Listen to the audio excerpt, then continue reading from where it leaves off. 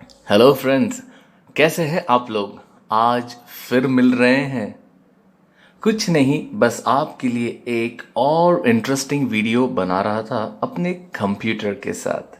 यही है मेरा कंप्यूटर रूम, जहाँ पे मैं आप लोगों के लिए वीडियोस बनाता हूँ, एडिट करता हूँ और डब करता हूँ। ओके, सो आज का टॉपिक भी वैसा ही है हर बार की तरह। ओके, तो चलिए रंग मंच पर चलते हैं, वहीं चल के बात करते हैं। हाँ, और आपके साथ रोबो जी भी होंगे।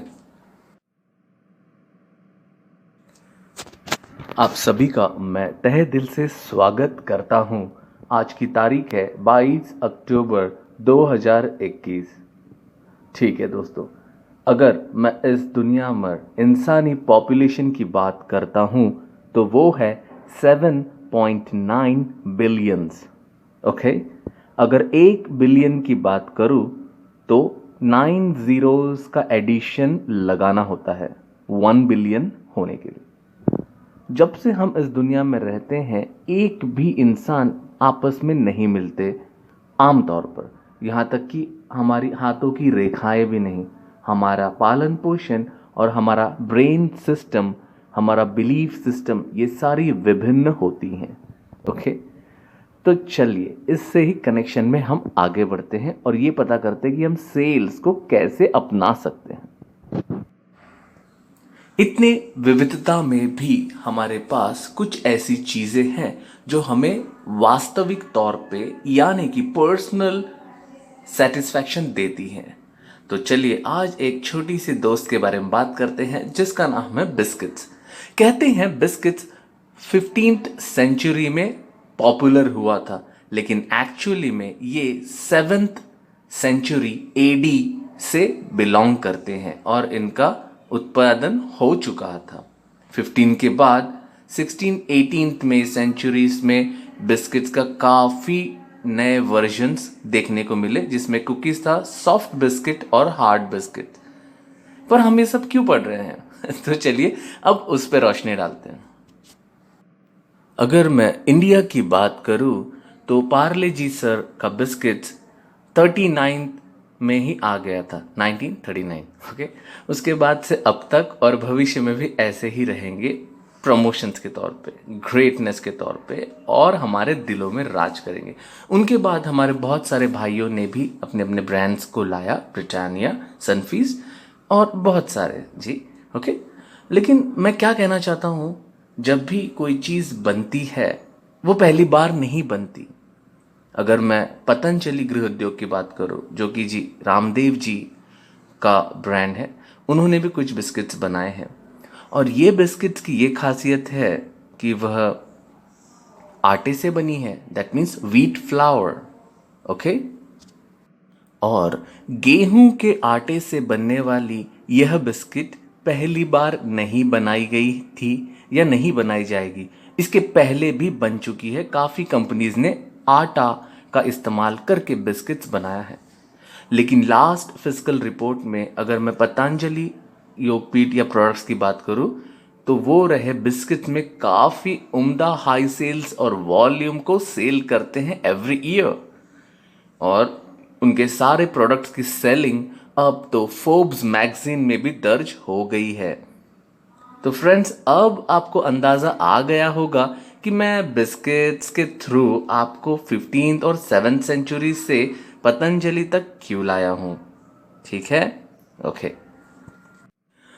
चाहे बर्थडे हो या बैड डे, कितनी भी परेशानियां आए, शाम को चाय या कॉफ़ी के साथ या फिर जस्ट स्नैकिंग के तौर पे बिस्किट्स हम बड़े ही मज़े से खाते हैं।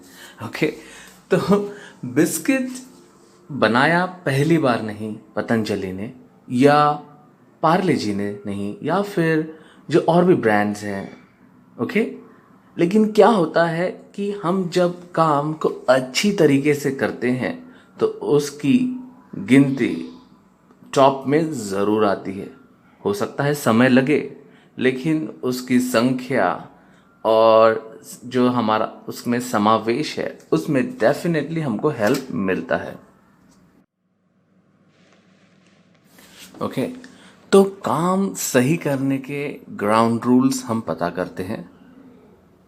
अगर वही एग्जाम्पल को मैं रिपीट करूं तो बिस्किट्स, जब पार्ले जी सर ने कोशिश किया होगा तो परेशानियां तो अवश्य आई होंगी, लेकिन उन्होंने ये नहीं सोचा कि ये एक यूरोपियन कंट्री का डिश है या फिर इसे तो सिर्फ ब्रिटिशर्स पसंद करते हैं।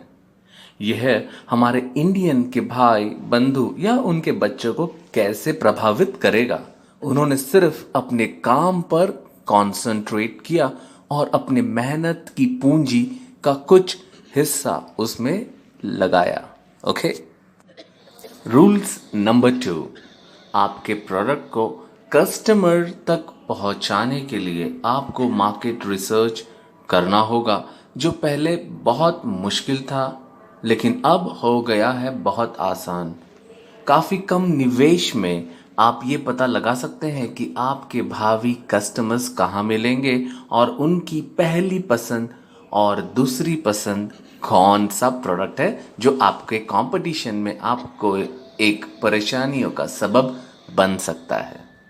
रूल नंबर 3, प्राइस सेट करते वक्त इस बात पर ज़रूर गौर करें कि क्या आपका प्राइस हमारे क्लाइंट के नीड के हिसाब से अधिक महंगा तो नहीं है। कहीं ऐसा ना हो कि उनकी इच्छा तो हो आपके प्रोडक्ट को परचेस करने के लिए, लेकिन उसी समय बाजू में रखा हुआ रैपर या प्रोडक्ट जो कि आपका कॉम्पिटिटर है, दामों के वजह से आप पर भारी पड़ जाए। ओके। हमेशा बैक स्टेज में आकर गौर कीजिए कि यहाँ पर जो रिहर्सल, जो प्रैक्टिस, जो तैयारियाँ हो रही हैं, क्या वह स्टेज के सामने आपके दर्शकों के लिए एक ताली का समारोह बना पाएगा या नहीं। ठीक है, स्टेज होता है बैक में और फ्रंट में। बैक स्टेज में आपकी मेहनत और फ्रंट स्टेज में आपका परफॉर्मेंस ही इस चीज़ को उम्दा बनाता है। जिस तरीके से एक कलाकार अपने डायलॉग्स को याद करता है, अपने कपड़ों या कॉस्ट्यूम को तैयार करता है ताकि वह ऐसा लग सके और ऐसा प्रिटेंड कर सके कि उनके जो ऑडियंस है वो उनके कहे हुए हर एक वाक्य पर विश्वास कर सके, और जब भी उनको प्रभावित हुआ और ऐसा प्रतीत होता है कि हाँ, यह कलाकार तालियों के लायक है या इन्होंने जो कहा वो रियली बहुत इम्पॉर्टेंट है या मज़ेदार है, तो अवश्य उस पे एक ज़ोरदार अप्लॉज बनता है। सो फ्रेंड्स, ये बहुत इम्पॉर्टेंट है। जब भी आप प्रोडक्ट या प्रोजेक्ट के बारे में सोचें, आप उसे उसके टारगेट ऑडियंस के नज़र से देखें, बिल्कुल उसी तरह जैसे मैं यहाँ बैठ के देख रहा हूँ। ओके। और जो स्टेज पे है वो मेरे हम शक्ल हैं, मैं वहाँ परफॉर्म करूँगा। ऑडियंस के बारे में जाने, उनके इंटरेस्ट को पहचाने। अगर उनका जो इच्छा है वो फुलफिल होगा तभी आपको भी सही लगेगा और ये बात भी सही होगी, क्योंकि आपको तो पैसे मिल जाएंगे लेकिन क्या उन्हें राहत मिली? आपका सॉल्यूशन एक्चुअल में नाम नहीं, काम भी करना चाहिए। हे हाय हेलो फ्रेंड्स, तो आज का वीडियो कैसा लगा आपको? लास्ट टाइम मैंने एक थिएटर विज़िट किया था और उसी समय ये आइडिया मुझे आया कि बैक स्टेज पे जो काम करते हैं वह कितना इम्पॉर्टेंट है। आशा करता हूँ आपको ये वीडियो पसंद आया होगा। अगर नए हैं इस चैनल में तो प्लीज़ करिए सब्सक्राइब और हिट उस बेल आइकन को। तो मिलते हैं अगले हफ्ते एक नई सिनारियो, एक नई स्टोरी के साथ। आपका दिन रहे शुभ।